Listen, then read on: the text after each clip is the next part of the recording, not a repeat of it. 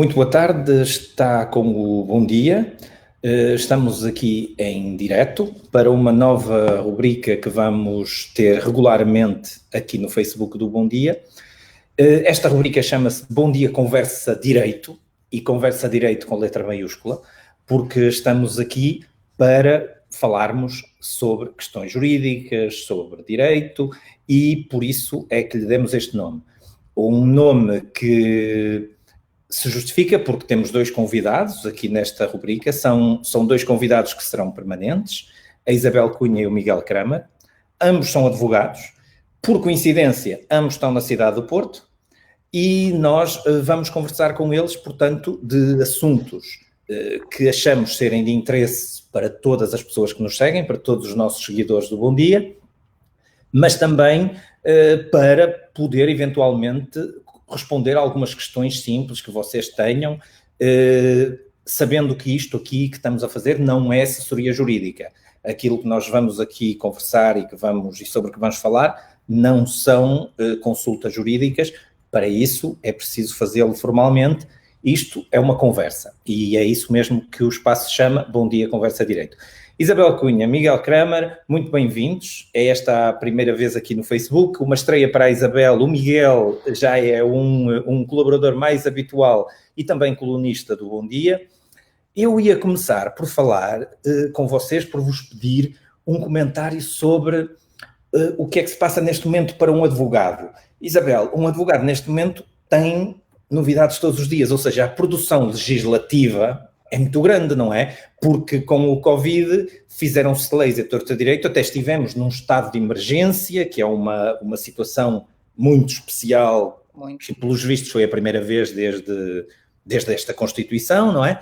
E, portanto, um advogado tem mais trabalho nesta altura para assimilar isto tudo, ou como é que funciona? Um advogado tem mais trabalho para conseguir acompanhar tudo aquilo que tem saído, para conseguir conciliar tudo aquilo que tem saído com os processos que estão pendentes, principalmente com os processos que estão pendentes, nomeadamente a questão dos prazos, de contagem de prazos, porque com o estado de emergência houve várias leis no sentido da suspensão dos prazos e, portanto, adiamento de diligências e, portanto, nesse sentido nós efetivamente tivemos muito trabalho de estar constantemente a acompanhar tudo o que foi saindo. Em termos de processos a iniciar, atendendo realmente à situação em que estávamos a viver, não houve trabalho nesse sentido. Houve mais realmente em relação à que estava pendente. Pois. Portanto, Miguel, é a mesma sensação do teu lado? As coisas... Portanto, há uma atividade maior em termos do que vai mudando, de acompanhar a legislação e, sobretudo, como dizia a Isabel, é preciso saber o que é que muda e que prazos mudam, porque houve muitos prazos que pararam. Também te aconteceu com casos que, digamos, os prazos deixaram de ser os mesmos, etc.? Isabel, boa tarde. Raul, boa tarde a todos. É um gosto estar a iniciar esta rubrica. A Isabel falou um ponto que é um ponto fundamental, mas que nós temos de distinguir também o âmbito da advocacia. O ponto fundamental do advogado que faz a parte do tribunal, que faz a parte do foro e que vive dos prazos, é um setor muito atingido por um motivo simples. Primeiro, porque nunca possamos esquecer que muitos dos prazos têm a ver com diligências que poderão ser essenciais, inclusive, para a decisão dos processos. Consequentemente, também não podemos deixar de pensar nisto para a sustentabilidade do próprio advogado também. O que é que acontece com a suspensão dos prazos e com toda esta grande confusão? Tudo ficou em stand-by. Ficou em stand-by o processo, ficou em stand-by o prazo, ficou em stand-by o julgamento. Nós sabemos que muitos acordos que levam ao final dos processos são feitos à porta, à bica de julgamento. Hoje em dia a confusão é muito grande. Em termos legislativos, aquilo que nós sentimos, o Raul sabe, eu, Paulo, advogado, desenvolve também umas funções aqui em termos municipais, e nós vemos, permite uma expressão, aquilo que é debitado em termos de legislação nova. Porque, da mesma forma que nós estamos aqui às apalpadelas, o legislador também está. E a verdade é que podemos estar a lançar leis para apagar fogos, mas não sei se essas leis vão efetivamente ajudar a apagar o incêndio no seu global, porque nós não sabemos também por onde é que ele vai rumar esse incêndio. E essa é a nossa grande incerteza. a lei depois é concretizada através dos decretos-leis e por aí fora, nós podemos ter mecanismos legais para ajudar a aplicar uma lei que há 15 dias estavam perfeitamente enquadrados no regime de pandemia e nos receios, nos fantasmas que nós temos, e hoje poderão não estar. A nossa incerteza como advogados é muito grande. Muito grande, e Isabel terá essa sensação Miguel, também. Obrigado por esse comentário. Eu acho que completa o que disse a Isabel, mas acho que foste mais longe. Aliás, eu queria dizer olá a Genebra, temos a Bia de Genebra que nos está a ver, a dizer-nos um olá de Genebra.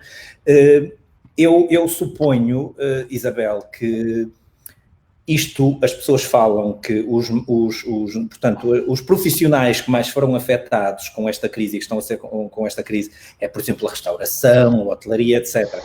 O que o Miguel está a dizer é que os advogados também. Claro, muito, porque ficou tudo parado. Só alguns processos urgentes é que continuaram a desenvolver-se, mas de resto esteve tudo totalmente parado. Tudo que era para dar início não iniciou, tudo o que estava pendente parou, acordos que estavam pendentes também a serem cumpridos pararam. Mesmo que não fossem cumpridos, nós não tínhamos forma de obter o pagamento coercivo de dívidas, por exemplo. Portanto, acabou por ficar tudo... A nossa atividade em si acabou por parar. Inicialmente, com a situação do layoff e de alguns despedimentos, houve ainda alguma atividade, mas depois, efetivamente, a parte jurídica acabou por parar. Pois.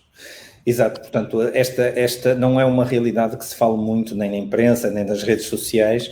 Se calhar vocês, advogados como classe, são mais discretas, se calhar, que outras profissões.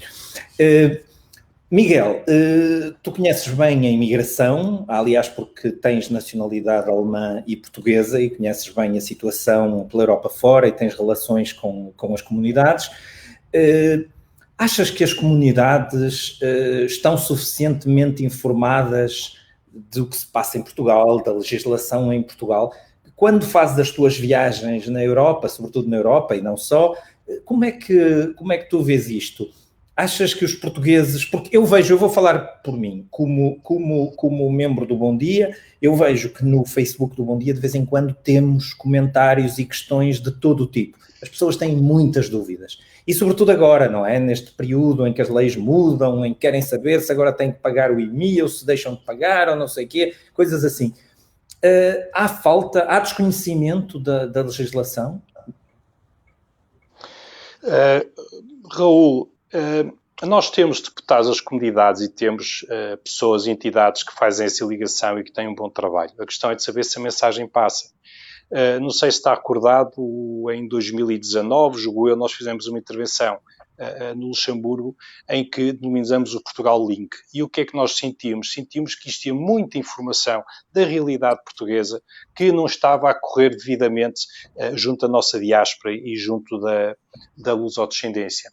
Hoje em dia, e fala nas viagens, quer dizer, as minhas viagens dos últimos meses têm sido o LinkedIn e têm sido as consultas de Facebook, porque realmente o contacto físico, estamos a falar, o high touch foi substituído pelo low touch, mas continua a haver, eu julgo que continua a haver, não vamos acusar uma falta, vamos acusar pela positiva o que é que poderíamos melhorar. Poderíamos melhorar uma informação mais fluida, mais simples à diáspora sobre determinados aspectos legislativos em Portugal, não só necessariamente aqueles grandes, mas sim aqueles que afetam diretamente as pessoas. Essa informação mais simples, mais direta, mais cirúrgica seria essencial e seria uma mais-valia para o que existe hoje em dia. Por exemplo, então, o que estás a defender, Miguel, suponho que é que o Estado português pudesse comunicar de forma mais clara com os cidadãos portugueses cá fora, é isso? Eu julgo que o Estado português trabalha com os mecanismos que tem. Agora, das duas uma, vamos ser muito claros. Quando há alguém que pretende uma informação qualquer de uma situação jurídica, em Portugal tem duas hipóteses. Ou recorre aos gabinetes que existe de apoio aí fora, ou recorre às embaixadas, ou recorre ao cônsul, ou recorre aos conselheiros, a quem entender. Ou então eu tenho uma hipótese, e não é andar a selecionar ninguém. Liga alguém que tenha uma relação com a realidade portuguesa técnica e, efetivamente, faz a consulta. Isto é tão simples como isso. Nós queremos saber, vamos diretamente e perguntamos. Porque as comunidades trabalham bem, os apoios estão lá. Mas às vezes há informações que nada melhor que ser tratadas diretamente com quem está no terreno. Exatamente. Isabel, tens clientes das comunidades, clientes imigrados que vêm a Portugal tratar de assuntos? Tens contacto com essa realidade ou nem por isso? Poucos. Alguns têm a viver em França já há muitos anos, têm cá bens, investiu cá e vem cá de vez em quando ver como é que está tudo a correr, mas ainda são poucos os clientes que tenho na diáspora. Mas achas também que as pessoas não procuram, se calhar, a informação com quem devem ou que poderão estar desinformadas? Eu acho que podem estar desinformadas e que sempre aquilo que é melhor é procurar um apoio técnico de alguém que saiba efetivamente e não muitas vezes por ouvir dizer ou por pesquisas muitas vezes que se fazem rápidas relativamente a determinadas questões que efetivamente carecem de ser respondidas por um técnico que conheça realmente a realidade e que possa responder. Neste momento eu sei que há uma grande questão que juridicamente é complexa e que aliás depende sobretudo de decisões políticas, que é o regresso a Portugal no verão. Vocês não imaginam o número de leitores que leram as notícias que o Bom Dia publicou sobre o assunto. E ainda ontem a Ministra da Administração Interna disse que está a ser feito tudo para que os portugueses possam ir, os portugueses da imigração possam voltar, sobretudo os da Europa, que habitualmente pegam no seu carro e vão, como nós dizemos, até lá abaixo, não é? E portanto, esse debate é um debate que está em curso. Mas, Miguel, é mais complexo do que Portugal dizer, ok, vocês podem entrar, porque é preciso atravessar, para quem está no Luxemburgo ou na Suíça, tem que atravessar a França, a Espanha. Isto não é tão simples como dizer a fronteira está aberta, podem vir. Nós estamos inseridos na comunidade europeia, mas a verdade é que cada país tem autonomia para definir quando, como e abre as fronteiras. Portanto, Raul, isto é como tudo que vem agora nesta fase pós-Covid em termos europeus. Nós temos de estar perfeitamente articulados. Não existem os portugueses que querem vir a Portugal só. Existem, vamos falar da Alemanha. Quantas pessoas existem na Alemanha que querem regressar à Itália, que querem regressar a outros países quaisquer que estão lá na qualidade de imigração também? Eu acredito, estou convencido e acredito, porque tenho de acreditar que os nossos governantes, as nossas representações junto às comunidades vão arranjar uma solução para que a nossa diáspora venha a Portugal, venha à sua origem. Entendemos, custou muito a entender a situação da Páscoa. Foi uma situação, por certo, muito dura para grande parte da diáspora, mas no verão cá estaremos para receber, com certeza, as portas terão de estar abertas e teremos de negociar com os outros países a passagem dos nossos nacionais para virem a Portugal. Muito bem, eu ia colocar uma questão, mas já não coloco, porque temos a Bia Vasconcelos de Genebra que está a colocar uma questão e eu vou lançá-la à Isabel. Isto não é uma questão técnica, não é uma questão jurídica, mas ela pergunta, deveria ir a Portugal assim com facilidade? Suponho que a Bia está a pensar no risco que poderá ser, nos riscos de contágio, etc, etc. Isabel, qual é o sentimento neste momento? Há um sentimento em Portugal de que as fronteiras são um perigo, as fronteiras abertas? Eu acho que para já é tudo muito recente, é tudo muito novo e há muita informação que é transmitida e depois logo a seguir desmentida e, portanto, cria uma sensação de muita insegurança, julgo, com toda a gente. A sensação das fronteiras estarem fechadas é um bocadinho, eu falo por mim, é um bocadinho como estar fechado em casa, estou fechado em casa, parece que não vem mais nada. Mas acho que com as devidas cautelas e com todos os cuidados e seguindo as normas que estão a ser definidas, compreendo e acho que deviam ser abertas para os imigrantes poderem regressar. Eu imagino que seja uma situação difícil estar a viver fora do país e querer voltar e não poder. E, portanto, acho que essa situação deve ser devidamente acautelada e que seja possível realmente recebermos os imigrantes que querem cá voltar. Pois, aliás, neste momento, esta é uma das grandes dúvidas, mas aqui vamos continuar. A Bia clarifica a questão, é se Portugal não devia proteger-se mais, foi isto que respondeu a Isabel, não é? A Bia teme mais do que isso, pergunta se não pode haver uma anarquia nas férias, que haja muita gente a entrar em Portugal. Aliás, esta é uma das dúvidas. Por exemplo, o governo francês incentiva os franceses a fazerem férias em França. Mas, claro, a França tem outro problema, é que se a França abre as fronteiras, por exemplo, deixa passar os portugueses, como terá havido uma promessa do presidente Macron a António Costa, é obviamente atravessada por milhões de pessoas. A França é um país que é atravessado por milhões de pessoas todos os dias, não é? Não só em férias, mas em férias muito mais. E, claro, podem as coisas complicarem-se. Mas eu ia colocar outra questão, Miguel. Isto de se terem fechado as fronteiras é um bocado...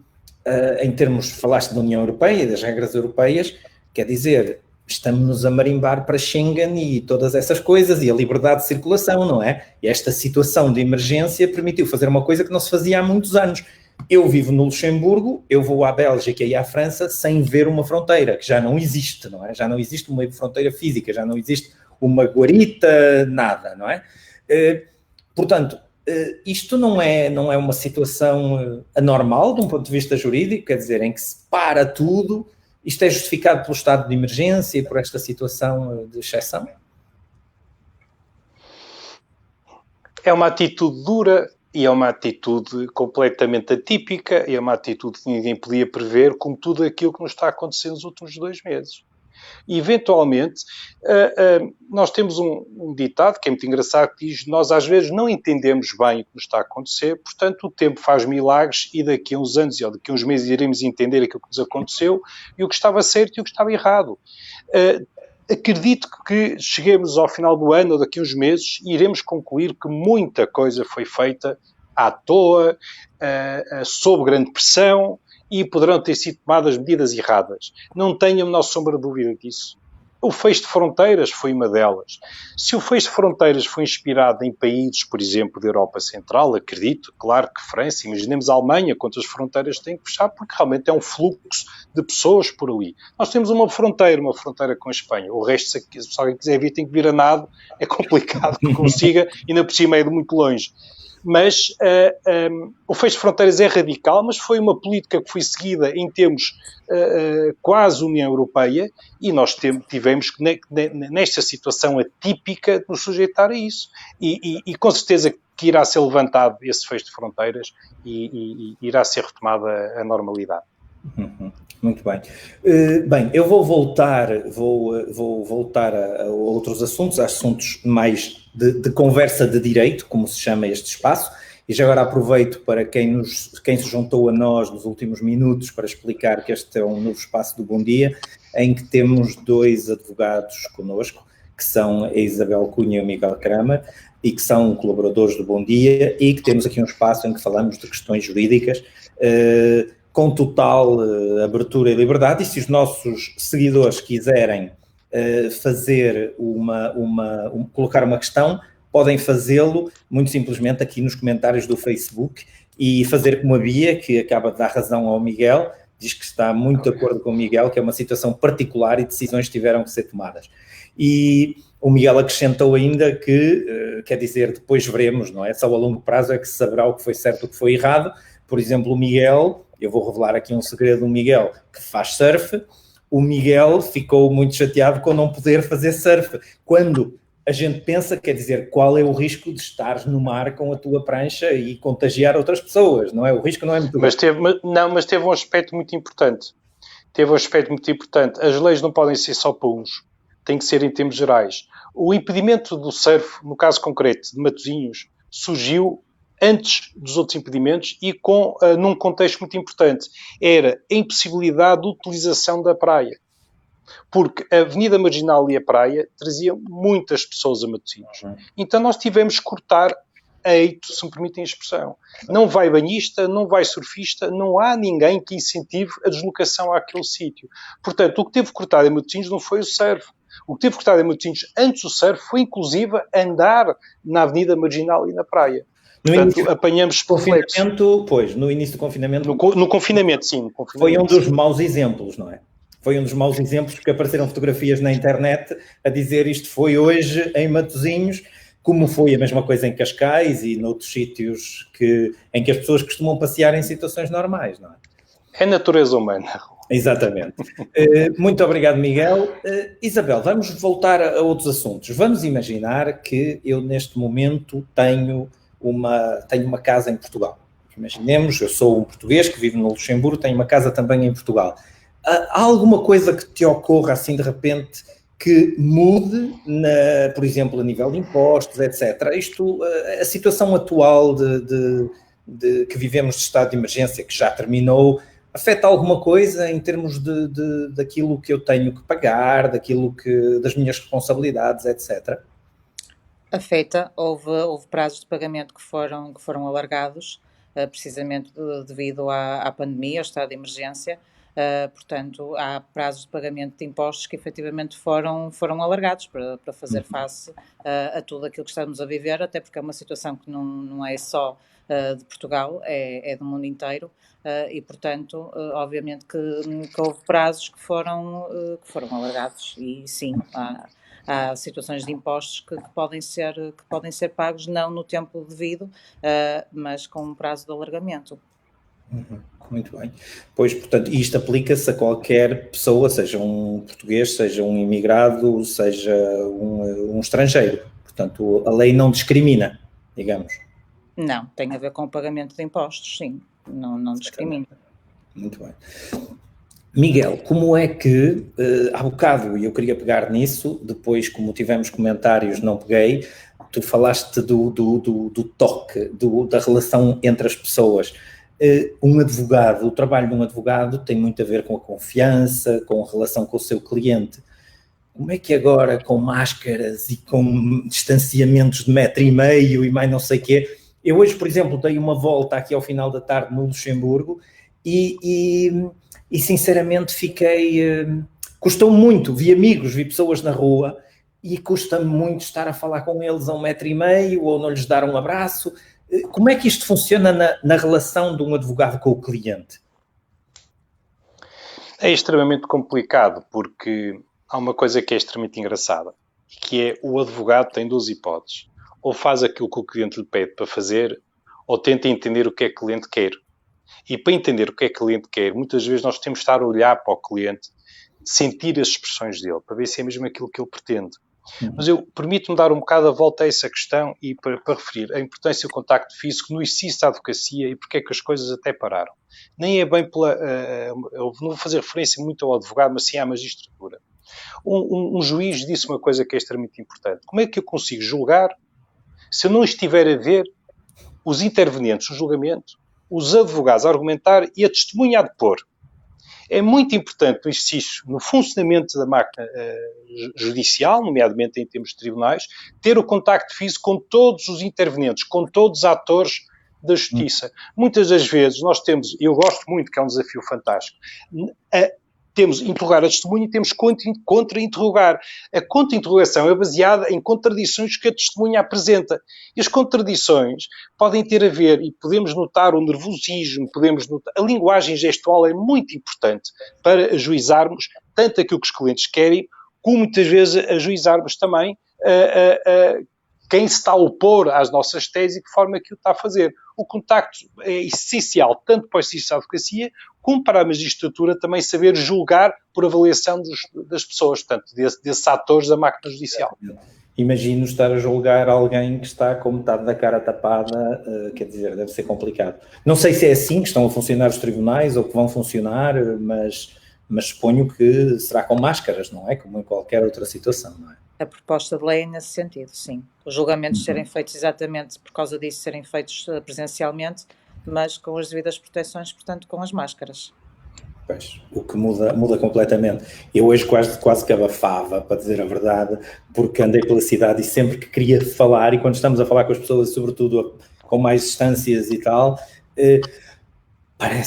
custa muito, é muito complicado. Bem, temos aqui uma questão da Isabel Fernandes que pergunta que não percebe porque é que viajar não seria legal se nós tomarmos as medidas de proteção, etc.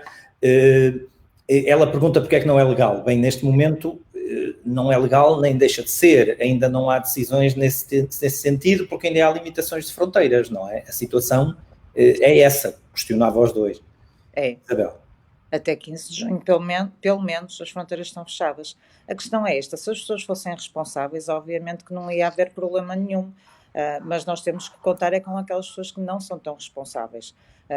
Certamente que noutros países também, mas aqui em Portugal foi falado e foi ventilado isso na comunicação social, pessoas que tinham consciência que estavam infectadas com o Covid e mesmo assim deslocavam-se e mesmo assim iam para locais públicos sem qualquer tipo de proteção. O problema são essas pessoas, não é quem é responsável. Portanto, se toda a gente fosse responsável, obviamente que não ia haver, certamente que não ia haver tanto contágio como houve, nem ia haver tantas restrições como as que agora existem. Sim, sobretudo na fase inicial, nós noticiamos também isso no Bom Dia, houve situações, e mesmo em relação às comunidades portuguesas, de portugueses que regressaram a correr e que depois chegaram à terra deles doentes e acabaram por infectar famílias e todas as localidades. Eu recordo de um caso em Monção, em que Monção não tinha nenhum caso e de repente teve logo uma meia dúzia deles por causa de uma pessoa que não teve os cuidados, apesar de se sentir doente. Bem, nós temos aqui mais um comentário da Bia que faz assim uma espécie de um resumo deste problema, que é uma nova era, começou novos hábitos e é verdade, é o que se chama agora o novo normal. Miguel, o novo normal implica também novas leis, já é o caso, não é? Portanto, há uma criação, há uma produção legislativa muito grande, não é? Está-se a fazer muitas leis para nos adaptarmos a isto tudo. Por exemplo, a legislação para a restauração. Tem-se visto muitos profissionais desse domínio, da restauração, dos hotéis, etc., a dizerem que é demais, porque acabam por ter menos clientes, têm que investir muito em produtos, etc. Achas que a lei é muito estrita ou qual é a tua visão, Miguel? Eu entendo que o novo normal tem a ver com a inovação e com a rapidez de adaptação à nova realidade. Em termos legais, estão a ser lançadas as leis um bocado nesse contexto também. O que é que eu entendo que o legislador, ou por caminho é que o legislador foi? Eventualmente limitar para, na medida possível, poder ir folgando. Nós sabemos perfeitamente que se nós flexibilizarmos desde o início, será muito difícil voltar a confinar as pessoas. Portanto, se o legislador optar, eu vou lançar regras mais rígidas para, à medida que isto for evoluindo pela positiva, poder ir folgando, já será o sentido correto. Mas uma coisa é o sentido correto da lei, que é geral e abstrata, portanto, aplica-se geral, outra coisa são os efeitos concretos da lei. O que tem que haver, estavam a falar nos restaurantes, o que é preciso haver é uma situação muito importante. É que o legislador ou as autarquias, quando vierem a aplicar essas leis, saibam também conferir licenças aos restaurantes para poder expandir o negócio deles, principalmente cá para fora. Nós recentemente tivemos aqui a situação de eventualmente lançar licenças extraordinárias, eventualmente para que os restaurantes possam ter esplanadas e possam transpor cá para fora um bocado daquilo que estavam a fazer lá dentro. Portanto, é muito importante que tudo evolua à medida dos acontecimentos, mas também é importante estabelecer uma regra rígida para depois começar a flexibilizar, mas é mais importante que se flexibilize também, não se fique na rígida, porque senão ficamos completamente desatualizados. Exato. Isabel, no fundo, isto é sempre aquilo que procura a lei, não é? Quer dizer, é um compromisso, um equilíbrio, e neste momento de crise, então, esse equilíbrio é ainda mais importante, não é? É muito importante e muito difícil de obter. É uma situação completamente nova para toda a gente, com consequências imprevisíveis e, portanto, conseguir encontrar um equilíbrio é muito na base da tentativa e erro. E era aquilo que o Miguel estava a dizer, é sempre numa perspectiva primeiro de restringir e depois tentar perceber até quando e como é que se consegue ir libertando um bocadinho, no sentido de não haver consequências gravosas. Pois, é preciso gerir o pessimismo com uma dose de otimismo. Hoje nós publicávamos, no Bom Dia está uma notícia em que o presidente Marcelo diz que não se sabe como é que pode ser um segundo surto, uma segunda vaga de Covid, e eu lembro-me de ver alguns comentários dizer, pessimismo, falar de coisas boas e não sei o quê. Mas o papel do legislador também é esse, não é? É encontrar esse equilíbrio e tentar, se calhar, pensar no pior para ver se as coisas correm pelo melhor, não é, Miguel? Claro. A situação na segunda vaga, o Marcelo, o nosso presidente, falou agora na situação na segunda vaga, mas o Raul sabe que nós todos estamos de olhos aí num país muito perto do vosso, na Alemanha, e a segunda vaga na Alemanha já é tema de conversa há muito tempo. As pessoas não podem excluir a segunda vaga. O que nós temos é ter a certeza de uma situação. Passamos esta vaga e conseguimos passar, nomeadamente em Portugal, de uma forma relativamente, não posso dizer tranquila, porque seria muito radical, mas de uma forma controlada. A segunda vaga poderá vir, depende dos nossos comportamentos sociais agora nesse momento. Mas se vier, com certeza, que irá encontrar um Portugal melhor preparado para lhe fazer frente e as pessoas com medidas de proteção, a expressão é feia, mais à mão. Nós não sabíamos o que era a máscara, onde íamos buscar a máscara, não sabíamos nada disso. Hoje em dia já estamos preparados, já estamos melhor equipados para essa segunda vaga. Exatamente. Sim, que era uma situação que, por exemplo, nos países asiáticos já era comum. Quem viaja, quem entra num avião sabe muito bem que é frequente ver japoneses, chineses viajarem em geral com uma máscara já há muitos anos, desde os primeiros surtos, o H1N1, etc. Portanto, esse hábito nós não tínhamos, os asiáticos já tinham e faziam simplesmente porque estavam constipados para não contagiar ninguém e, portanto, essa situação mudou. Bem, eu acho que nós vamos chegar ao fim desta nossa primeira conversa. Eu quero agradecer a quem nos esteve a seguir. Tivemos muita gente connosco, estou aqui a ver que já estivemos com mais de 1000 pessoas que nos acompanharam. Eu queria agradecer à Isabel e ao Miguel. Nós vamos voltar regularmente. Obrigado. Estas conversas, este Bom Dia Conversa Direito vai estar aqui regularmente no Facebook, será anunciado no Facebook e no bomdia.eu. E nós esperamos que da próxima vez possamos estar aqui a falar também já de como as coisas estão a correr bem, não é? Porque o que a gente gosta é daquela frase, vai ficar tudo bem, ou tudo há de ficar bem e pronto.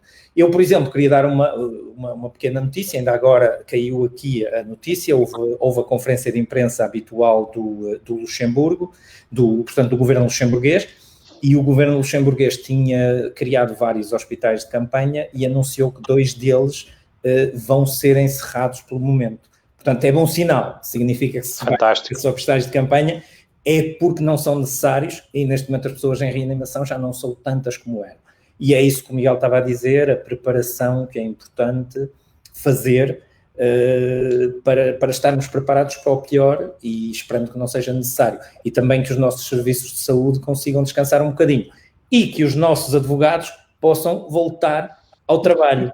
Isabel, eu deixo uma última palavra para terminarmos a cada um de vocês, para nos despedirmos e nos despedirmos dos nossos seguidores, como eu dizia, que foram mais de 1000 aqui nesta conversazinha. Eu queria agradecer, é a primeira vez, queria agradecer a experiência, foi muito bom, dizer que espero realmente que fique tudo bem, que possamos receber cá quem tanta falta sente aqui do nosso país e que possamos todos voltar rapidamente a uma nova normalidade, mas à normalidade possível, que já sentimos todos muita falta dela. Exato. Muito obrigada. Miguel, hoje, muito obrigado, Isabel. Miguel, uma última palavra. E hoje já surfa ou já houve? Hoje já houve. Está um dia fantástico aqui, um bocado de vento, mas hoje já houve. Eu vou terminar com uma situação que eu observei nos últimos 2 meses e que é extremamente importante nós termos noção disso.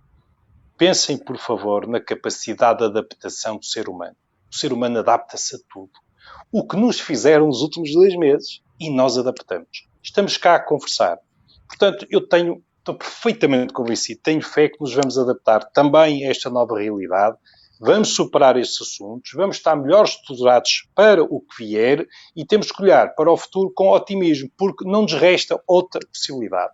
Vamos inventar, vamos adaptar, vamos requalificar e vamos parar para receber a diáspora nos meses de verão aqui em Portugal. Vão aproveitar e vão regressar todos bem e em saúde. Muito obrigado, Isabel Cunha, muito obrigado Miguel Kramer e obrigado a todos que nos estão a seguir aqui no Bom Dia.